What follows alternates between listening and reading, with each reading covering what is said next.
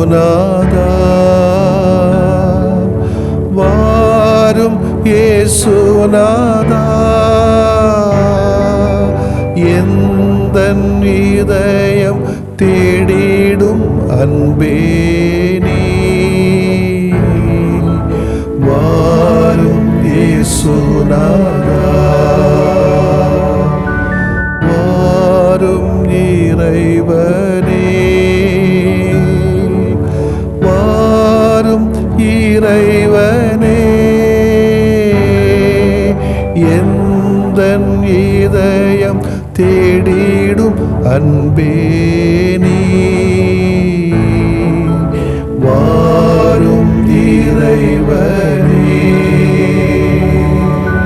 வாரும் இறையாவியே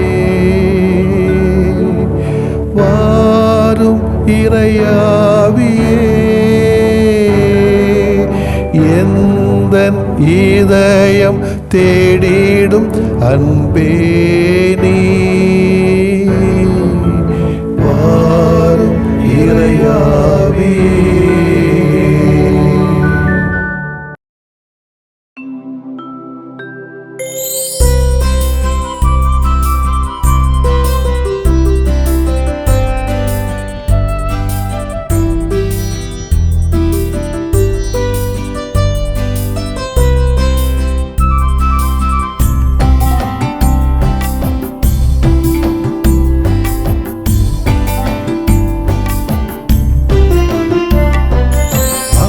அருளும் தெய்வமே அன்பு நிறை தேவனே அருளுமே அருளுமே அமைதி அருளுமே அருளுமே அருளுமே அமைதி அருளுமே அருளுமே அருளுமே அமைதி அருளுமே.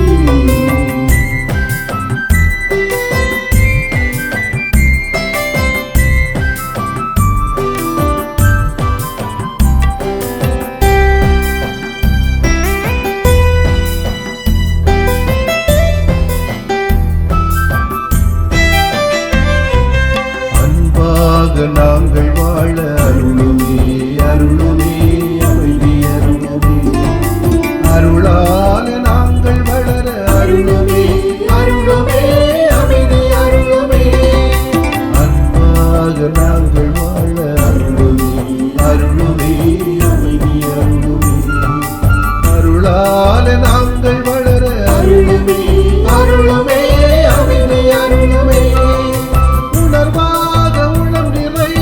அருளுமே அருளுமே அமைதி அருளுமே உறவாக உடனிருக்க அருளுமே அருளுமே அமைதி அருளுமே அருளுமே அருளுமே அமைதி அருளுமே அருளுமே அருளுமே எமக்கு அருளுமே அமைதி அருளும் தெய்வமே அன்பு நிறை தேவனே அருளுமே அருளுமே அமைதி அருளுமே அருளுமே அருளுமே அமைதி அருளுமே அருளுமே அருளுமே அமைதி அருளுமே.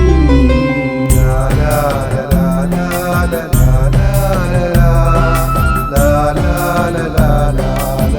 லா லா நிசரி மகா நம பனிரே பனிக பனிரே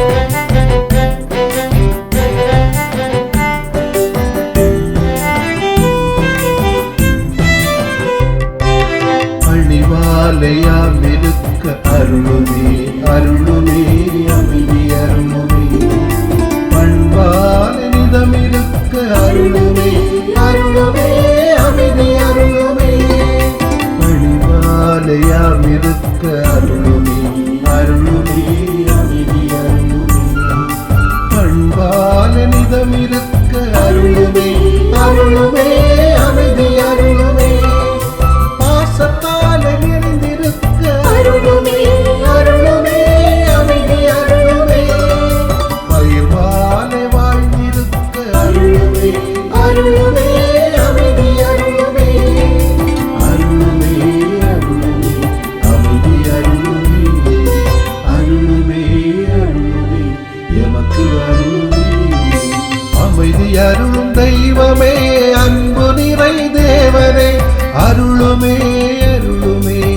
அமைதி அருளுமே அருளுமே அருளுமே அமைதி அருளுமே அருளுமே அருளுமே அமைதி அருளுமே. மத்தேயு எழுதிய நற்செய்தி அலகு 11 இறை சொற்றொடர்கள் 11 முதல் 15 வரையிலானவைகள். அக்காலத்தில் இயேசு மக்கள் கூட்டத்துக்கு கூறியது, மனிதராய் பிறந்தவர்களுள் திருமுழுக்கு யோவானை விட பெரியவர் எவரும் தோன்றியதில்லை. ஆயினும் விண்ணரசில் மிகச் சிறியவரும் அவரினும் பெரியவரே என நான் உறுதியாக உங்களுக்கு சொல்கிறேன். திருமுழுக்கு யோவானின் காலம் முதல் இந்நாள் வரையிலும் விண்ணரசு வன்மையாக தாக்கப்படுகின்றது. தாக்குகின்றவர்கள் அதை கைப்பற்றிக் கொள்கின்றனர். திருச்சட்டமும் எல்லா இறைவாக்கு நூல்களும் யோவான் வரும் வரை இறைவாக்குரைத்தன. உங்களுக்கு விருப்பம் இருந்தால் வரவேண்டிய எலியா இவரை என ஏற்றுக்கொள்வீர்கள். கேட்க செவியுள்ளோர் கேட்கட்டும். ஆண்டவரின் அருள்வாக்கு. இறைவா உமக்கு நன்றி. கிறிஸ்து இயேசுவில் பிரியமுள்ள சகோதர சகோதரிகளே, ஒவ்வொருவரும் இந்த உலகத்திலே இறைவாக்கினராக செயல்பட வேண்டும் என்ற அழைப்பு திருமுழுக்கு யோவான் வரலாற்று நாயகன் வழியாக நமக்கு இன்றைக்கு அழைப்பாக வருகிறது. இறைவாக்கினர் எலியா இறைவாக்கினர் இஸ்ராயேல் மக்களால் பெரிதும் மதிக்கப்பட்டார். ஏனென்றால் எலியா இறைவாக்கினர் இஸ்ரேலில் நிலவிய பஞ்சத்தில் அவர்களுக்கு உணவூட்டியவர். நிலவளத்தையும் நீர்வளத்தையும் தன் வல்லமைக்குள் வைத்தவர். நான் பணியும் இஸ்ரேலின் கடவுளான வாழும் ஆண்டவர் மேல் ஆணை, என் வாக்கினாலன்றி வரும் ஆண்டுகளில் பனியோ மழையோ பெய்யாது என்றார். 1 அரசர் 17:1. இறந்தவருக்கு உயிரளிக்கும் ஆற்றல் பெற்ற இறைவாக்கினர் எலியா. சிறுவனுக்கு மீண்டும் உயிர் திரும்பி வரவே அவன் பிழைத்து கொண்டான் என்று 1 அரசர் 17 முதல் 23 வரை வசனங்கள் சொல்கிறது. தன் காலத்தில் பல அருஞ்செயல்களை செய்தவர். தன் அருள் வாக்கால் அனைவரையும் கலங்கடித்தவர். எனவே இஸ்ரேல் மக்களிடையே இறைவாக்கினர் எலியாவுக்கு தனிப்பட்ட மதிப்பும் மரியாதையும் இருந்ததால் எலியா மீண்டும் வருவார் என்று எதிர்பார்த்தார்கள். திருமுழுக்கு யோவானின் செயல்பாடுகளும் அந்த வண்ணமே இருந்ததால் அவரை இறைவாக்கினர் எலியாவாக எண்ணினார்கள். இயேசுவின் போதனைகளும் செயல்பாடுகளும் இவ்வாறே அவர் காலத்து மக்களுக்கு இறைவாக்கினர் எலியாவை நினைவூட்டியதில் வியப்பில்லை. இறைவாக்கு பணிகள் இன்றும் முழு வீச்சில் நடைபெறும் போது நாம் ஒரு இயேசுவாக அல்லது எலியாவாக செயலாற்றுகிறோம். இறைவாக்கினரை இறைவாக்கினராக ஏற்றுக்கொள்ள வேண்டும். நாமும் இறைவாக்கினராக செயல்பட வேண்டும். சொல்வான் வடிவேல் ஒரு ஜோக்கில், போலீஸ் எல்லா தாதாக்களையும் பிடிச்சிட்டு போகும்போது இவரை பிடிக்க மாட்டான். அப்போ அவங்க கேட்பான், நானும் தாதாடா நானும் தாதாடா நானும் தாதாடான்னு சொல்லிட்டு இருப்பான். அதுபோல நாமும் சொல்லணும், நானும் ஒரு இறைவாக்கினர் தான். திருமுழுக்கு யோவானை பற்றி சிந்திக்கின்ற இந்த நாளிலே அவர் வாழ்வு வரலாறு படைக்க நம்மை அழைக்கிறது. ஆண்டவர் இயேசு கிறிஸ்து அவரை பார்த்து, மனிதராக பிறந்தவர்கள் திருமுழுக்கு யோவானை விட பெரியவர் எவரும் தோன்றியதில்லை என்கிறார். அதே வார்த்தைகளை நம்மை பார்த்து இயேசு சொல்கின்ற அளவுக்கு நம்முடைய வாழ்க்கை அமைத்துக் கொள்ள முடியுமா? இந்த கூற்று திருமுழுக்கு யோவானின் சாதனை மிக்க வாழ்வை நமக்கு சுட்டி காட்டுகிறது. அவரை போன்று நாமும் வாழ வரலாறு படைக்க முடியுமா? முடியும், முயற்சி இருந்தால். முயற்சி எங்கே நமக்குள்ளே இருக்கிறது, அதை முடுக்கி விடுவோம். ஒன்று கனவு, இன்னும் ஒன்று நிஜம். நாம் என்ன செய்ய போகிறோம், எப்படி சாதிக்கப் போகிறோம், என்னென்ன வழிகளில் வரலாறு படைக்கப் போகிறோம் என்ற திட்டவட்டமான தெளிவுகள் இருக்க வேண்டும். அதை குறித்து தினமும் கனவு காண வேண்டும். கனவு என்பது பகலில் காண்பது அல்ல. இந்த லட்சியத்தை அடையும் வரை தூங்க விடாமல் நம்மை துரத்துவதுதான் லட்சிய கனவு. லட்சிய கனவை எப்போதும் கண்டு களத்தில் இறங்க வேண்டும். இரண்டாவது நிஜம். கண்ட லட்சிய கனவை நிஜமாக்க வேண்டும். அதற்கு தினமும் ஓடி ஓடி உழைக்க வேண்டியிருக்கிறது. ஓடிக்கொண்டே இருந்தால் வெற்றியின் தேவதை ஒரு நாள் நம் விலாசத்தை தேடி கண்டிப்பாக வருவாள். ஆர்ப்பாட்டமில்லாமல் அமைதியான முறையிலே, விளம்பரங்களை தேடாமல், யாரையும் அடிமைப்படுத்தாமல் நாம் நேர்மையாக உழைக்க வேண்டியிருக்கிறது. ஆணவம் இல்லாமல் தாழ்ச்சியோடும் எளிமையோடும் நாம் வரலாற்றை அமைக்க வேண்டும். அப்படித்தான் திருமுழுக்கு யோவான் செய்தார். நீங்களும் நானும் ஒரு இறைவாக்கு என்று சொன்னால், என்னுடைய வரலாறு பற்றி எழுதினால் எனக்கு மகிழ்ச்சி வருமா, மன வருத்தமா என்று யோசித்து பார்ப்போம். வரலாறு படைக்க திருமுழுக்கு யோவான் அழைப்பது எனக்கு கேட்கிறதா என்று கூட நாம் யோசித்து பார்ப்போம். ஆமென். மன்றாடுவோமாக. விண்ணரசு நாயகனே, ஆண்டவரே, உம்மை போற்றுகிறோம். உமது சொற்படியே இன்றளவும் விண்ணரசின் பணிகள் தாக்கப்படுகிறது.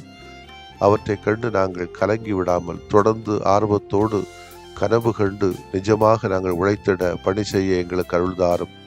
எங்கெல்லாம் நற்செய்தி பணியாளர்கள் தாக்கப்படுகின்றார்களோ அங்கே அவர்களுக்கு நீரே ஆற்றலும் ஆறுதலும் அகமகிழ்வும் வழங்குவீராக. ஆமென்.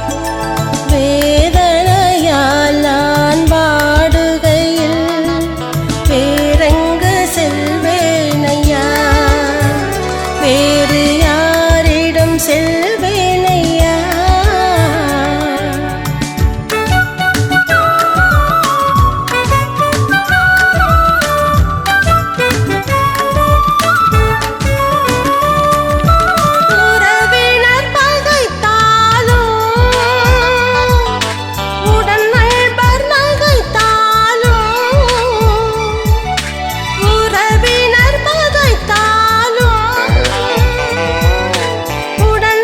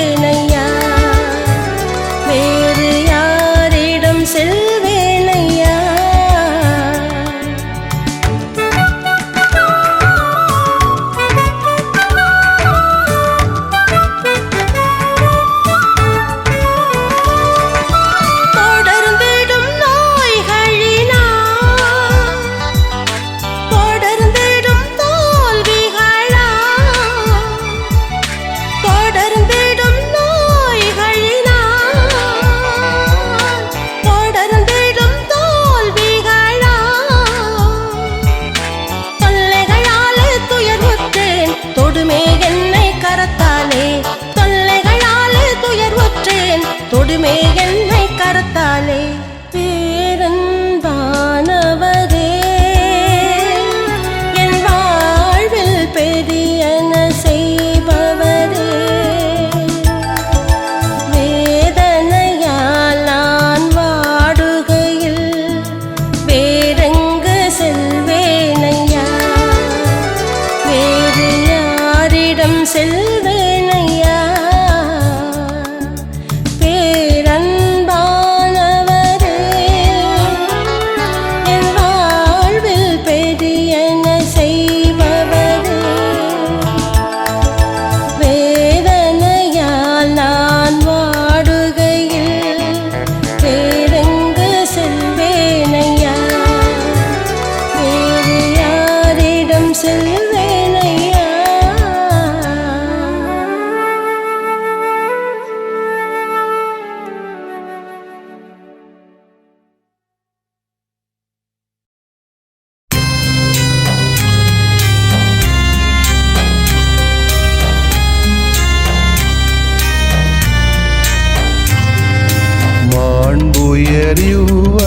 மாண்புயரியுவருள்ளடையாளத்தை தாழ்ந்து பணிந்து ஆராதிப்போம்.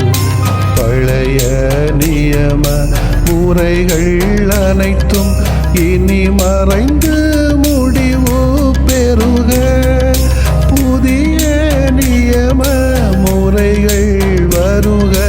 புலன்களாலே மனிதன் இதனை அறிய இயலா. குறைகள் நீக்க நம்பிக்கையின் உதவி பெறுக.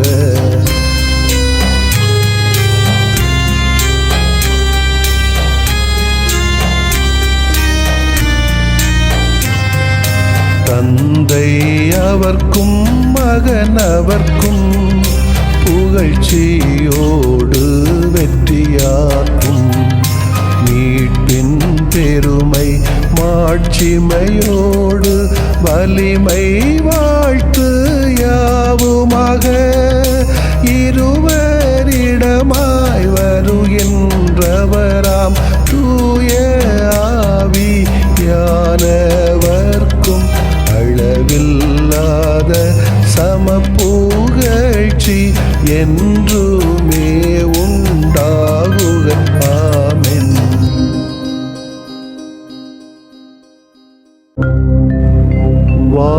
வானின்று அவர்களுக்கு அப்பமளித்தீரே. இனிமையெல்லாம் தன்னகத்தில் கொண்ட அப்பம் இதுவே. மன்றாடுவோமாக. இறைவா, இந்த வியப்புக்குரிய அருளடையாளத்திலே உம்முடைய பாடுகளின் நினைவை எங்களுக்கு விட்டு சென்றீ. உம் திருவுடல் திருநத்தமாகியவற்றின் தூய மறைவருளை வணங்கும் நாங்கள் உமது மீட்பின் பயனை இடைவிடாமல் துய்த்து உணர்ந்து மகிழ அருள்வீராக. தந்தையாகி இறைவனோடும் தூய ஆவியாரின் ஒன்றிப்பில் இறைவனா என்றென்றும் வாழ்ந்து ஆட்சி செய்த உம்மை மன்றாடுகிறோம்.